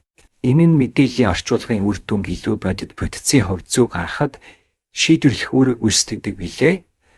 Слайдд дискриминаторт хэрхэн ажиллаж байгааг визуал байдлаар харууллаа. Генератор G дүрсийг үүсгээд дискриминатор үйлгээхэд дискриминатор түүнийг бодит эсвэл хуурамч гişүүж байна. Энэхүү үйл явцсан сургалтын явцад хэдэн мянган удаа давтагдж сүлжээнүүдийн чадварыг нэмэгдүүлдэг. Дискриминатор тухайн дүрсийг бодит гэж үзсэн тохиолдолд ногоонгүй айлгаж харуулж байна. Энэ нь генератор дискриминаторыг амжилттай хурж чадсныг илэрхийлэх бөгөөд генераторын хувьд энэ нь сургалтын нэрийг тохиолдог юм. Слайдн дээр нэгэн сонирхолтой асуудал гарч ирж байна. Зөвхөн генераторын үүсгэсэн дүрс бодитны харагдах нь ханддаггүй юм. Тэрээр оролт эзэг тэрэг уялдаа холбоотой байх ёстой. Тиймээс дискриминатор нь зөвхөн ганц дүрс бос харин хэцэг болон үүсгэсэн дүрсийн хослол бодит эсвэл хуурамч үү гэдгийг шүүж эхэлдэг. Үүнийг бид real or fake pair гэж нэрдэг. Энд зорилтод дискриминатор нь оролт эзэгийг нөхцөл болгон ашиглаж байна. Томьёоны дагуу дискриминатор нь эцэг болон генераторын эцэг дээрх утгын хослолын логарифм дээр нэмэх нь нэгээс хасах дискриминаторын эцэг болон эпсилон хослолын логарифмын хүлээгдэж буй утгыг хамгийн их байлгахыг зорддог. Энэ нь гаралтанд оролтонд оролтойгоо таарч байгаагыг хянах боломжийг олгодог. Генераторын үүсгэсэн газрын зураг хослоны дискриминатор руу орж байна. Хэрв тэдгээр нь хоорондоо зөрүүтэй эсвэл генераторын үр дүн чанаргүй байвал дискриминатор түүнийг хуурамч гэж ангилах болно. Энэ жинхэнэ хэмэл дагуулын зураг болон түүнд харгалзах бодит газрын зураг хослон орж байна. Дискриминатор үнийг real pair гэж зөв тамхи ёстой бөгөөд энэ нь түүний суралцах станаар болж өгдөг. Нийлээд энэхүү томьёо мэдээллийн орчуулгын үед гаралтан зөвхөн бодит харагдаад зогсохгүй оролт өгөгддөг агуулгын хувьд яг таарч байгаа эсхийг хянах зорилготой. Өөрөөр хэлбэл дискриминатор нь энд өндөр зохион байгуулалттай алдагдал хөнгөцийн үргийг бүсгснээр бидний загвар хиймэл дагуулын зургаас маш нарийн бодит газрын зургийг синтезлэж сурдаг билээ. Слайднэр бид нөхцөлд энэ загварыг сургахдаа ашигладаг алдагдлын хөнгөцийг илүү нарийгчлан авч үзнэ. Бидний гол зорилго болох J-од буюу хамгийн оновчтой генератор нь J генераторын хувьд хамгийн бага, харин D дискриминаторын хувьд хамгийн их байх нөхцөлд гиан алдагдлын хөнгөцтөр нэмэх хамбадаа тогтмол утгаар үржүүлсэн J генераторын ихнийг алдагдлын нийлбэрийг хамгийн бага байлгах аргумент юм. Энд бид зөвхөн adversarial буюу өрсөлд дуунт алдагдлыг ашиглаад зогсохгүй, олончлолт илнийг алдагдлыг нэмж оруулж байгаа нь маш чухал ач холбогдолтой. Энэхүү хосолсон алдагдал өнгөцсөн генераторыг зөвхөн дискриминаторыг хуурах дүрс үүсгэхэд бас харин бодит эпсилон өгөөдөгтэй аль болох ойрхон бүтцтэй зураг гаргахад чиглүүлдэг. Энэхүү ламбада паритыг тохируулснаар бид өрсөлд дуунт сурвалж болон бодит өгдлийг сэргээх үйл явц хоорондын тэнцвэрийг хангадаг билээ. Энэхүү алдагдал хонгоц практик дээр хэрхэн имжилдэгдгийг сат турмап жишээн дээр тайлбарлая. Схемээс харуул оролт эцэг буюу хиймэл дагуулын зураг нь J генератор руу орж J хэсэг буюу синтезшсэн газрын зураг болон гарч ирж байна. Энэхүү үр дүн бид бодит эпсилон буюу жинхэнэ газрын зурагтай пиксел бүрээр нь харьцуулж тэдгээрийн хоорондын зайг илний нормоор хэмждэг. Томьёонд үзэгчлэн оновчтой генераторыг гарган авахын тулд нөхцөлд GAN-ы алдагдал дээр энэхүү илнийг алдагдлыг нэмж тооцсноор сургалт илүү тогтвортой болж загвар маань бодит үгэлд илүү хурдан нийлүүлэлт буюу конвергенц хийдэг давуу талтай. Энэ нь структурт урьдчилсан таамаглалын асуудлыг шийдвэрлэхэд ялангуяа өндөр хэмжээст үгжийн хамтын тархалтыг зааварчлахад маш үр дүнтэй арга юм. Ийхүү ГА-ны бүтээж байдлыг элнийг алдагдлын нарийжлалтай хослуулснаар бид хамгийн чанартай мэдээллийн орчуулгыг хийж чаддаг билээ. Слайд дээр бид Google Maps-аас авсан үгдэл дээр суурилсан сад to map загварыг бодит үр дүн харж байна. Энд оролт буюу input хэсэгт бидний сайн мэддэг замын зураглал бүхий газрын зураг баавал output хэсэгт нөхцөлд ГА-ын загварын үсгэсэн хиймэл дагуулын зураг харагдаж байна. Хамгийн баруун талд буй Громтрүүдэн тухайн газрын бодит фото зураг юм. Сайн ажиллавал манай хүн суралцах загвар замын давах байшин байлах ногоон байгууламжийн бүтцийг маш нарийн мэдэрч бодит зурагтай түн төстэй үр дүнг синтезлэн гаргаж чадсныг харж болно. Энэ нь мэдээллийн орчуулга буюу data translation өндөр хэмжээст үгдэлээр хэрхэн үр дүнтэй ажиллаж байгаагийн тод жишээ билээ. Слайд дээр бид өмнөх үйл явцын уруу хөрвөлтийг харж байна. Энд хиймэл дагуулаас авсан фото зургийг оролт болгон өгөхөд загвар маань түүний замын бүтц бүхий стандарт газрын зураг болгон орчуулж байна. Output хэсэгт буй үр дүн нь ground truth буюу бодит газрын зурагтай маш ойрхон замын уулзвар болон балигын байшлыг зөв тодорхойлсон байгаа нь гаралтай. Энэхүү туршилт нь хүн сүлжээ өгдлийг давхарг бүртээ өөр төлөвлөлд хувирах замаар дүрсийн утга учиртай шин чанаруудыг хэрхэн сурч авсныг батлан харуулж байгаа юм. Хуучин суралцах алгоритмууд нь үгцийн хэмжээ тодорхой түвшинд хүрэхэд гүйцэтгэл нь тогтворчиж цаашид өсөхөө болдог бол deep learning гүйцэтгэл өгдөл ихсэх тусам тасралтгүй дэвшилсээр байдаг. Энэ нь бидэнд sat to map шиг нарийн төвхтэй мэдээллийн орчуулгыг хийхэд маш их хэмжээний өгөгдөл болон хөгжлийг гүн сүлжээ зайлшгүй шаардлагатайг сануулж байгаа. Бид жижиг үгжийн сантай үед гүн суралцах болон хуучин аргууд хэрхэн эзэлдэггийг хэлбэршүүлсэн байдлаар харж байна. Өгдөл баг үед гүн суралцах нь бусад аргуудаас ялгарх давуу талс багтаа мэд харагдаж болох юм. Энэ үе шатанд бидний ашиглаж буй алдаглалын хонц буюу обжектийн системийн эцсийн үр дүн төдийлөх хүчтэй нөлөө үзүүлдэхгүй байна. Тэгч энэ бол зөвхөн суралцах үйл явцын их хэл бөгөөд структурт таамаглалын жинхэнэ хүч нь өгдний хэмжээ нэмэгдэх үед эргэлдэг билээ. Слайд дээр маш сонирхолтой харьцуулт байна. Хамгийн дээр байгаа ногоон шуг нь гүн суралцахыг бүтцийн зорилготой буюу структурт обжектийг хослуулсан үр дүн харуулж байна. Жишээлбэл бид хамгийн бага квадратуудын регресс гэх мэт энгийн аргуудын оронд ГА-ны өсөлт дуун талбарлыг ашиглах нь гүйцэтгэлийг асар ихээр нэмэгдүүлдэг. Энэ нь бидний сургаж буй загвар зөвхөн пикселүүдийн дундаж отхыг таамаглах бус харин өглийн дотоод бүтэц хэлбэр дүрсийг бүхэлд нь ойлгож сурч байгаагийн үр дүн юм. Слайдн дээр бид бүтцийн бус буюу структурт таамаглалын үр дүнг харж байна. Энэ зөвхөн элнийг алдаглалын функцийг ашиглан хиймэл дагуулын зураг үүсгэхэд гаралт нь маш бүрүүлсэн тодорхойгоо гарч байна. Шинэ элнийг алдаглал нь боломжит бүх пикселүүдийн дундаж отхыг олохыг хичээдэг тул дүрсийн ирмэг нарийн бүтэц зэрэг чухал мэдээлүүд сарниж лекцийн тэмдэглэлд дурдсанчлан практик дээр хамтдаггүй үр дүн үзүүлдэг байна. Нөхцөлт ГА буюу CA-гийн гаралтай үр дүнг харж болно. Өмнөх слайдтай харьцуулах гаралт нь маш тод бодитныг нарийчлалтай болсон байна. Энэ нь дискриминатор сүлжээ алдагдал хөнгөцийн үргийг гүйцэтгэж генераторыг илүү бодит бүтцтэй зураг үүсгэхийг шаардаж байгаагийн ач тус юм. Ийхүү структурт prediction хийснээр бид өндөр хэмжээст үгжийн хамтын тархтыг маш амжилттай зааварчилж чадж байна. Слайдд text to pix загварын өөр нэгэн хэрэглээг харууллаа. Зүүн талд буй сургалтын үгдэл нь бодлын ирмийн зураас болон бодит бодлын зургийн хослоос бүрдэж байна. Баруун талд генератор сүлжээ зөвхөн гараар зурсан зураасыг ашиглан маш бодит материал болон өнгөний нарийн хийцтэй бодлын дүрсийг синтезлэн гаргаж байна. Энэ нь дизайнеруудын хийсвэр санааг бодит дүрслэл рүү болох маш хүчлэг хэрэгсэл болох боломжтойг илтгэж байгаа юм. Слайдн дээр кейс хэсгийн бүтээсэн сонирхолтой H2P хэрэгслийг танилцуулж байна. Энд хэрэглэгч зүүн талын талбарт муурын хэлбэрийг энгийн зураасаар зурхад pix to pix загвар түүнийг бодит муурны зураг болгон хувиргадаг. Энэхүү систем нь гүн генератив загварууд Гауссын шууганаас эсвэл энгийн зурааснаас дүрс үүсгэх чадвартайг олон нийтэд маш ойлгомжтойгоор харуулсан туршилт болсон юм. Слайдд өгөх хэрэгслийн ажиллах явцыг харж байна. Эргэлэгч муурын нүд чих биеийн хэлбэрийг зураад Процесс очийг дарахад гүн сүлжээ тэрхүү оролтыг боловсруулж латентийн орон зай мэдээллийг ашиглан өсгөх бүтэц үн зэргийг минж синтезтэй. Энэ нь төлөөлөл суралцах үйл явц хэрхэн практик дээр бүтээлчээр хэрэглэгдэж байгааг нэгэн ил билээ. Слайд дээр заримдаа тохиолдож сонирхолтой хөгжилтэй алдаануудыг харууллаа. Хэрв хэрэглэгч гурвалжин, дөрвөлжин эсвэл талах шиг хэлбэртэй муур зурвал загвар маань тэрхүү зохион байгуулалтын оролтонд муурны шин чанарыг хүчээд оруулахыг хичээдэг. Үр дүнд нь талхан муур эсвэл геометрийн дүрстэй муурнууд үүсэж байна. Энэ нь гүн суралцах загварууд өгжийн тархалтыг маш сайн сурдагч сургалтын өгөгдлөөс төсөөр оролт ирэх үед заримдаа галлюцинаци буюу хийсвэрлэх хийдгийг харуулж буй хэрэг юм. Гэсэн хэдий ч хангалттай их өгөгдлөөр сургасан гүн суралцах систем бараг бүх төрлийн мэдээллийн орчуулгыг шийдэж чадах ирүүдийг бид харж байна. Бид үр дүнтэй мэдээллийн орчуулга болон структур таамаглалын асуудлыг нэгтгэн дүгнэж байна. Бид өмнөх хэсгүүдэд Pix-to-Pix загвар ашиглан хиймэл даваалын зургийг газрын зураг руу хэрхэн хөрвүүлж болохыг үзсэн билээ.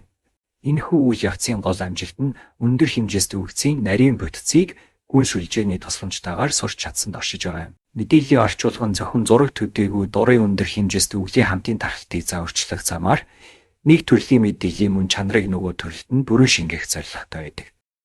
Слайд дээр бид гүн суралцах буюу deep learning-ийн хүчийг дахин нэг харж байна. Слайд дээр хасар олон жижиг зургуудаас бүрдсэн датаст нь бидэнд хангалттай хэмжээний өгүүлбэр байгааг илэрхийлж байна. Хэрв бидэнд сургалтын өгөгдөл хангалттай их байвал гүн суралцах алгоритмууд нь өгөгдлийн дотоод зүй тогтолыг маш нарийн сурч улмаар мэдээллийн орчуулгын бараг бүх төрлийн асуудлыг амжилттай шийдвэрлэх боломжтой болдог. Энэ нь зээхцийн тэмдэглэлд дурдсан эндоюнгийн графикийн бодит баталгаа бөгөөд өгд ихсэх тусам системийн гүйцэтгэл тасралтгүй дэшилсээр байдгийг харуулж буй хэрэг юм. Цон өгөгдлөөр суралцах буюу few-shot learning хүн төрөлхтөн маш гайхалтай суралцах чадвартай байдаг бөгөөд жишээ нь энд харагдаж буй DAX гэх үл мэд гэдэг тэмдэгтийг ганцхан удаа хараад доорх өсөлтөөс ижил төрлийн тэмдэгтүүдийг шууд ялгаж чаддаг. Энэ нь бид өгдлийг маш өндөр түвшинд хийсвэрлэн сурч түүний дотоод бүтцийг ойлгож чаддсан илэл юм. Гүн суралцах салбарын нэгэн томоохон зорилго бол хиймэл аюу хааныг яг л хүн шиг юм бага өгөгдлөөс отоо хүчтэй дүгнэлт хийдэг болгох туршиж байгаа билээ. Дээд талын хайрцагт байгаа CV-ийн зургийг нэг удаа харсны дараа хүн доорх олон төрлийн тэргийн хэрэгслүүдээс CV-тэй ижил концепттэй зүйлсийг төвгөө олж чадна. Энэ нь бид зөвхөн пикселийн түвшинд бус харин тухайн биетийн бүтэц хэлбэр зориулт зэрэг хийсвэр шин чанаруудыг сурч авдагтай холбоотой юм. Гүн сүлжээнүүдийн түвшний ерөнхийлөх чадвартай болохын тулд асар их хэмжээний өгүүлбэр төлөөлөл суралцах үйл явцыг дамжих шаардлагатай болдог. Слайд дээр гүнзгий суралцахын үндсэн концепцийг харуулж байна. Системийн гол зорилго бол бага өгөгдөлтөй орчин суралцах боломжийг алгоритмд олгох явдал юм. Үүний тулд бид энкодер ашиглан өгөгдлийг хийсвэр төлөөлөл буюу representation болгон хувиргаж дараа нь декодер буюу генератив загваруудын тусламжтайгаар тухайн төлөвлөгөө шин мэдээлэл үүсгэх эсвэл таамаглал хийх чадвартай болдог. Энэ нь хийсвэр дүрслэлийг бодит өгөгдөл рүү газрын зураглах синтез хийх үйл явцын суурь юм. Слайдд өнөөгийн хиймэл оюун ухааны салбарын тулгуур баг нь болсон суурь загваруудыг танилцуулж байна. Үүнд гिचэр боловсруулах GPT-3 болон барьт дүрсний төлөвлөл сурах Sinclair болон Stylegan мөн гिचэр болон дүрсийг хослуулсан клик зэрэг загварууд багтана. Эдгээр донын тус бүрийн суурь загваруудын хооронд нь зөв суулгаж модулуудыг орчуулах замаар бид зургийг тайлах буюу имижээс харигчин үүсгэх мэт нарийн төгтэй үйлдэлүүдийг гүйцэтгэж чадна. Гэхдээ эдгээрийн хооронд нийцтэй ажиллахын тулд сайн тохируулах буюу финий түүнийг хийх шаардлага гарч болно. Зүүн талд байгаа learner хэсэг нь асар хэмжээний өгөгдөл дээр BERT, clip, dolly зэрэг суурь загваруудыг сургаж авдаг хэсэг юм.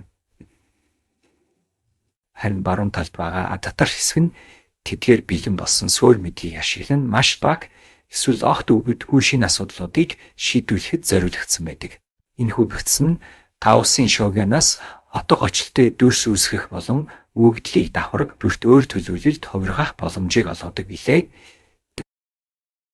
Слайдн дээр клипт загварын ажиллах зарчмыг тайлбарлаж байна. Энэхүү загвар нь бичвэрийн энкодер болон дүрсийн энкодер гэсэн хоёр хэсгээс бүрдэнэ. Бичвэр болон дүрсийг тус бүрийн энкодероор дамжуулж TNS, TN хүртэлх текст векторууд болон ENSEN хүртэлх дүрс векторуудыг гарган авддаг. Сургалтын явцад бид ижил бодохтой бичвэр болон дүрсийн вектор үржүр буюу энэ ба t-ийн скалар үржүрийг хамгийн их байлгах харин өөр утгатай хослолуудыг хамгийн бага байлгахаар тооцоолдог. Энэхүү контрастын сургалтын үр дүнд сүлжээний дүрс болон бичвэрийн хоорондох магадлалын хамаарлыг маш сайн сурч авдаг. Linear probe clip-ийн уламжилт ResNet 50 болон бусад загваруудад харьцуулахад тус бүрдэх тэмдэглэгээтэй өвлийн хэмжээ бага байх тусам илүү өндөр нарийчлал үзүүлдэг. Хамгийн гайхалтай нь энэхүү загвар нь zero shot буюу огт өвдөхгүй үед ч маш сайн ажиллаж чаддаг бөгөөд энэ суурь загвар ерөнхий мэдлэг хэр хүчтэй болохыг батлан харуулж байгаа юм. Слайдаар клип загвар ашиглан хэрхэн zero shot таамаглал хийхийг харж байна. Бид загварт энэ бол нисэх амсны зураг эсвэл энэ бол нохооны зураг гэх мэт бичвэр тайлбаруудыг өгөхөд текст энкодер тэдгэрийг вектор болгоно. Дараа нь бодит дүрсийг дүрс энкодероор дамжуулж харсан ил вектортой тухайн текст векторуудыг харьцуулж хамгийн их скалар үржүүрөгч буй тайлбарыг зөв хариултыг сонгоно. Энэ нь системд урьдчилан заагаагүй шин төрлийн дүрсийг ч зөв тамхи боломжийг олгодог. Бид зүгээр л бичвэрээр асууснаар загвар шин зүйлсийг таньж чадна. Жишээлбэл гади жимсний зураг гэсэн бичвэр E вектор харин фото банан гэсэн бичвэрийг E4 вектор болгон хувирахад бодит гадны зурагнаас гарсан E вектортай E4 скалар үржүүр буюу ижил утгатай байна гэж харж ирж байна. Энэ нь гүн сүлжээ өгөгдлийг маш нарийн хийсвэрлэж сурсны үр дүн юм. Бид Монингийн хэв маягаар зурсан MEG-ийн бөмбөр оройт байлга гэсэн бичвэр өгөхөд текст энкодер E векторыг гаргана. Нөгөө талд GAN generator нь зэт санамсаргүй шоганаас дүрс үсгэж түүний дүрс энкодер E4 вектор болгон хувиргана. Бид зэт векторыг оноочлах замаар E болон E4-ийн скалар үржүүрийг хамгийн их байлгахыг зорьсноор маш гайхалтай уран зургийг синтезлэн гаргаж чадчихвэн. Слайд дээр клип ган хослолын өөр нэг сонирхолтой жишээ байна. Амьдрал болон бүх зүйлийн эцсийн асуултын хариулт юу вэ гэсэн хийсвэр асуултыг өгөхөд загвар маань түүнийг өөрийн сурсан мэдлэгийн хүрээнд тайлбарлаж тодорхой дүрсийг үүсгэж байна. Энэ нь гүн генератив загварууд зөвхөн дүрс хуулах бус отог очир болон концепцийг нэгтгэхийн дөөних чадвартай болсныг харуулж байгаа юм. Слайдад суурь загваруудыг шинэ асуудал шийдвэрлэхэд хэрхэн дасан зохицуулж байгааг нэгтгэн харууллаа. Бид бичвэрээс зураг үүсгэхийн тулд EGM болон клип загваруудыг хооронд нь холбож ашиглаж байна. Энэхүү залгаад ажиллуулах буюу plug and play хандлага нь бидэнд маш бага өгдөгтэй үед ч хүчлэг системүүдийг богино хугацаанд бүтээх боломжийг олгож байна. Слайдн дээр алдартай буюу DALL-E загварын архитектурыг харж байна. Энэхүү систем бичвэрийг энкодероор дамжуулж текст вектор гаргаад түүнийг латинд орон зайн трансформер хэсэг рүү илгээдэг. Трансформер нь тухайн текстийн утгыг дүрсийн вектортой холбож эцэст нь дүрс декодер хэсэг нь тухайн мэдээлэлээс бодит зургийг синтезлэн гаргадаг. Энэ нь бичвэр болон дүрсийн хооронд маш нарийн орчуулга хийж байгаа хэрэг. Слайдд DALL-E загварын бодит үр дүнг үзүүллээ. Нохой өгтлөөд явж буй балилчин Dicom-ын зурмал дүрс гэх мэт юу бүсийн сонирхолтой тайлбар өгөхөд загвар маань түүнийг маш оновчтой бөгөөд хөгжилтэй байдлаар дүрслэн харуулж байна. Энэ нь мэдээллийн орчуулга буюу data translation өндөр хэмжээст үглийн хамтын тархалтыг маш нарийн завирчилж чадаж байгаагийн тод жишээ билээ. Слайд дээр бид DALL-E загварын бүтээгдэхүүний дизайн гаргах гайхалтай чадварыг харж байна. Хэрэглэх системээс зүгээр бичвэрээр асуунаар жишээлбэл авокадо хэлбэртэй бүсгүйтэй сандал гэж ирэхийг DeepNet-ын тухайн BD хэлбэр болон Armchair их ойлгохын хоорондох семантик хамаарлыг ашиглан цоошин дизайн үүсгэж байна. Энэ нь үгдлийг давхар бүрт өөр төлөвлөлд хувиргаж сурсны бодит үр дүн бөгөөд representation learning нь бодит амьдрал дээр бүтээлч байдлыг хэрхэн дэмжиж болохыг харуулж буй хэрэг юм. Загвар нь авокадо жимсний өнгө хөтөц хэлбэрийг тавилгын хөнгөцтэй маш уян хатан байдлаар нэгтгэж байгаа нь түүний латинд орон зайдах мэдлэг хэрэг үнцгий болохыг илтгэж байна. Слайд дээр image translation буюу дүрсийг нэг хэлбэрээс нөгөөд шилжүүлэх чадварыг харж байна. Загвар дээр байгаа мууртай яг ижихэн муурын орог зураг гих даалгавар өгөхөд тэрээр тухайн муурын өнгө зүс байрлалыг хадгалж харин зургийн хэв маягийг нь өөрчилж байна. Энэ нь data translation буюу нэг төрлийн үглийн мөн чанарыг өөр хэлбэрт хөрвүүлэх үйл явцын маш нарийн жишээ бөгөөд image synthesis салбар хэрхэн хурдтай хүчиж буйг бидэнд харуулж байна. Систем нь зургийн бүтцийн мэдээллийг алдагдуулахгүйгээр уран сайхны хувиргалт хийж байгаа нь түүний өндөр хэмжээст өгдгийн хамтын тархалтыг маш сайн загварчилсны илэрхийлэл юм. Бид цаг хугацааны болон түүхэн хэв маягийн ойлголтыг генератив загвар хэрхэн сурсныг харж байна. Фон гэх биетийг 1900 оноос эхлээд өнөөдрийн хүртэл тэр бодлогоос ирээдүйд ямар байхыг дүрслэхийг хүсвэл загвар тэрхүү үе онцлог хэв маягийг latent space тодорхой мэдээллээсээ шүүн гаргаж байна. Энэ нь систем зөвхөн өгдөл хуулах бус тухайн биетийн түүхэн контекстыг Gaussian шуугианаас эхлэн бодиттойгоор төсөөлөн үүсгэх чадвартай болсныг баталж байна. Ирээдүйн утасны дүрслүүд нь загварын ерөнхийлөх чадвар болон бүтээч байдлын гаралтай хослол болж харагдаж байна. Компьютерийн хөслийг генератив аргаар хэрхэн харуулж байгааг сонирхож байна. 1920 оны механик тооцоололын хэв маягаас эхлээд ирээдүйн өндөр технологийн distant future computer хүртэлх бүх дүрсийг загвар маань бичвэр тайлбарын дагуу амжилттай синтезлэж байна. Энэхүү үйл явц нь өгдгийг хийсвэр төлөвлөлд хөрвүүлэн сурах зарчим дээр суурилдаг бөгөөд representation learning-ийн түүхэн болон ирээдүйн хийсвэр ойлголтуудыг бодит дүрслэл рүү хэрхэн амжилттай газрын зураглаж байгааг бид эндээс харж болно. Слайд дээр доолын загварын объектуудын харилцан хамаарал болон шин чанарыг өдөртөх чадварыг шалгаж байна.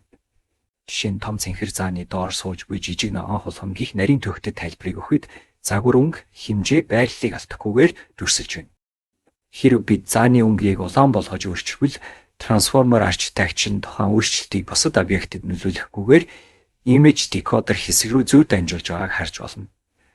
Энэ нь загвар бичвэр доторх үг бүрийн отвыг дүрсийн конкрет элементүүдтэй маш нарийн холбож сурсныг харуулж байгаа юм. Слайд дээр доолын хоёр загварын дээд зэргийн бүтээх чадварыг харж байна. Үн төрлөختний өмнө нь хизээж харж байгаагүй орлын шинэ хэв маягаар зурсан усны сараан цэцэг гих даалгавар нь загварын хязгааргүй боломжийг нээж өгч байна. Latent space transformer нь уламжилт хэв маягуудыг нэгтгэн дүгнэж цоо шинэ өнгө төрхийг бүтээж байгаа нь гүн генератив загварууд өндөр хэмжээст өглийн тархалтыг маш нарийн загварчилсны үр дүн юм. Энэхүү үр дүн нь генератив алгоритмууд зөвхөн өгөгдөл хувиргаа засахгүй цэвэр бүтээч сэтгэлгээг дижитал орчинд бий болгож чадаж байгааг батлан харууллаа. Бид энэ хичээлийн 3 дахь гол толгойр ойлголт болох domain mapping буюу доны хоорондын зураглалын тухай мэргэжлэн авч үзэх болно. Бид эцсийнхэнд image synthesis буюу Gaussian шуугианаас бодит мэд дүрс үүсгэх үйл явц мөн structured prediction буюу өндөр хэмжээст өглийн хамтын тархалтыг загварчлах замаар semantic segmentation хийх зэрэг асуудлуудыг хүндсэн билээ. Харин domain mapping нь эдгээр чадваруудыг нэгтгэх нь нэг төрлийн өгдлийг өөр нэгэн төрөл рүү утга учиртай орчуулах үйл явцыг илэрхийлдэг. Слайд дээрх үйлдэл зураглалд нэг хүний зурсан энгийн норог зүрхийг нөгөө хүн нь илүү нарийн хийцтэй хоёул чимрэлтэй хувилбараар хүлээн авч байгаа нь domain mapping-ийн мөн чанарыг маш ойлгомжтой харуулж байна. Энэ нь техникийн хувьд сайкликэн зэрэг дэвшилтэт архитектуруудыг ашиглан хосолсон бос үглийн орон зайд доны хоорондын шилжилт хийх боломжийг бидэнд олгодог юм. Практик амьдрал дээр энэхүү технологиг ашиглан уран зургийн өрмөц хэв маягийг гэрэл зурагт буулгах эсвэл ангаах ухааны онцлогоонд MRI зургийг CT зураг руу хөрвүүлэх зэрэг өндөр ач холбогдолтой даалгавруудыг гүйцэтгэж байна. Гүн сүлжээ буюу deep net нүүдлийг давхарг бүртээ өөрөөр төлөвлөлт хувиргаж сурснаар энэхүү өөрөөр доныны хооронд мэдээллийг алдагдуулахгүйгээр орчуулах бүтээч чадвартай болдог билээ. Слайд дээр бид мэдээллийн орчуулга буюу image translation-д тулгардаг нэгэн томоохон практик сорилтыг нарийвчлан авч үзэх болно. Үнэрх жишээнүүд дээр бид pair data буюу оролт болон түүнд харгалзах бодит гаралт нь яг таг хосолсон үгдлийг ашиглан загвараас сургаж байсан билээ. Гэж бодит амьдрал дээр бидний хосолсон үгчийн сан тэр болгон олдоггүй бөгөөд жишээлбэл бид морины зургийг дахин зураг руу хөрвүүлэхийг хүсвэл яг ижил байралтай, ижил очинтой хос зургуудыг олох нь бараг боломжгүй юм. Энэхүү судалгааны ажил нэм төрлийн unpaired data буюу хосолсон бос үгдэл төрч image translation-ийг хэрхэн амжилттай хийж болох шинэлэг шийдлийг санал болгож байна. Энэ нь техникийн хувьд cycling архитектурыг ашиглан domain mapping хийх замаар шийдэгдэх бөгөөд бид өгөгдөл хоорондын шууд хамаарал байхгүй ч нэг төрлийн өгөгдлийн тархалтыг нөгөө төрлийн өгөгдлийн орон зай руу утга учиртай газрын зураглан болгож сурдаг билээ. Ийхүү гүн сүлжээ буюу deep net өгөгдлийг давхар бүртээ өөр төлөвлөлт хувирах замаар хосолсон бус доменуудын хооронд мэдээллийн үг болж илчилдэг юм. Слайд дээр бид оролт болон түүнд харуулцах бодит гаралтны яг таг хосолсон өгөгдөл буюу pair data дээр суурилсан гам архитектурыг харж байна. Энд оролт хийцэг буюу морин орог зураг нь generator сүлжээгээр дамжин GX буюу синтезарсан бодит морин зураг болон гарч ирдэг. Энэхүү үйл явцад discriminator сүлжээ нь оролт хийцэг болон үүсгэсэн төрсийн ослол нь бодит үглийн санд байгаа хасалтаа ижиж байна уу? Эсвэл хуурамчин үг гэдгийг шүүх үүрэгтэй дэлгэцдэг.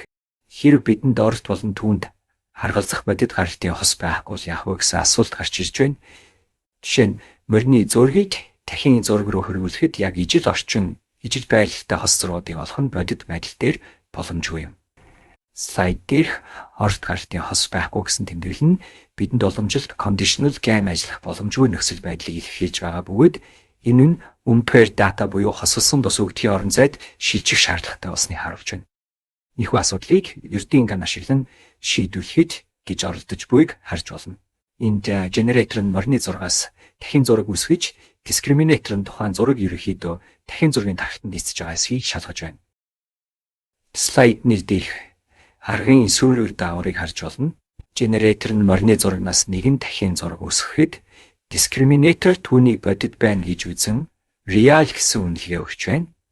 Учир нь тухайн үсгэсэн зураг дахин зургийн ерөнхий дүр төрхийг агуулж байгаа боловч анхны морины байрлал хэлбэр дүрс болон орчинтой ямар ч утга учиртай хамааралгүйгээр синтезлэгдэж байгаа юм. Энэ зөвхөн төрсрэл алдагдлыг ашиглах нь оролт үглийн татвал бүтцийг хадгалж чадахгүй байгааг харуулж байна. Загвар өөр нэгэн дахин зургийг үүсгэхэд discriminator мөн real to буюу бодит байна гэж дуунж байна. Эндээс харахад оролтод тохирох үр дүн албадах юу ч байхгүй гэсэн маш чухал онлын дүгнэлт гарч ирж байгаа юм. Өөрөөр хэлбэл unpaired data дээр ажиллах үед зөвхөн e-discriminator-ыг хуурах нь хамддаггүй бөгөөд оролт болон гаралтын хооронд семантик тууштай байдлыг хангах нэмэлт механизм зайлшгүй шаардлагатай байна. Энэхүү дутагдлыг нөхөхийн тулд бид дараагийн хэсэгт үзэх cycling архитектурыг ашиглан domain mapping хийх замаар мэдээллийн орчуулгыг илүү отго орчилтой болгодог билээ. Слайд дээр бид cycling архитектурын үндсэн логик болон unpaired data буюу хасалсан бос үгдээр тулгардаг онлын гол сорилтыг авч үзэх болно. Бидэнд эцэг домен буюу мордын зургийн багц, мөн epsilon домен буюу дахин зургийн багц байгаа бөгөөд эдгээр нь хоорондоо яг таг харгалзах хос жишээ. Ийм нөхцөл морины зураг оролт болгон өгөхөд бидний мэдэж байгаа цорын ганц зүйл бол гаралт нь дахин зурагтай төстэй харагдах ёстой гэдгийг жарсна. Бид үүнийг гаралтын дүрсээр adversarial loss буюу өрсөлдөөн талддлыг ашиглан шийдвэрлэх боломжтой бөгөөд epsilon домены discriminator нь гаралтыг бодит дахин зураг мэт харагдаж байгаа эсхийг хямдаг байна. Тэгч харамсалтай нь зөвхөн энэхүү үдвэцэд найдах нь ханддаггүй болохыг бид практик туршилтаас харж байна. Орчуулагч сүлжээ нь оролт болгон өгсөн морины дүрсийг бүхэлд нь үл тоомсорлож зорилттой долоомлогоос зүгээр санамсаргүй дахин зургуудыг үүсгэж энэ нь манай DeepNet загварт оролтын морины байрлал хөдөлгөөн болон дүр төрхийг гаралтын дахин дүрсэн заавал хадгалах ёстой гэсэн хатуу шаардлага байхгүй байгаатай холбоотой юм. Өөрөөр хэлбэл discriminator нь зөвхөн дүрсийн ерөнхий тархалтыг шалгадаг болохоос биш, тэрхүү дүрс анхны оролтойгоо семантик уялдаа холбоотой байгаа эсхийг баталгаажуулж чадахгүй байна. Иймд бид энэхүү зураглалыг утга учиртай тууштай болгохын тулд оролт болон гаралтын хоорондох нарийн хамаарлыг албадах өөр нэгэн хязгаарлалт буюу нэмэлт констрейнт зайлшгүй шаардлагатай байгааг энэхүү слайд бидэнд сануулж байгаа юм. Энэ нь бидний дараагийн хэсэгт үзэх циклийн тууштай байдлын онол руу хөтлөх үндсэн суурь болж байна.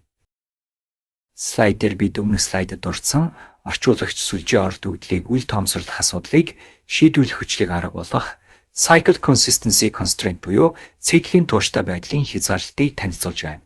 Энэхүү концепцийг илүү ойлгомжтой болгохын тулд Марк Твений тэмдэглэлийн үлдээсэн нэг алдартай жишээг авч үзье.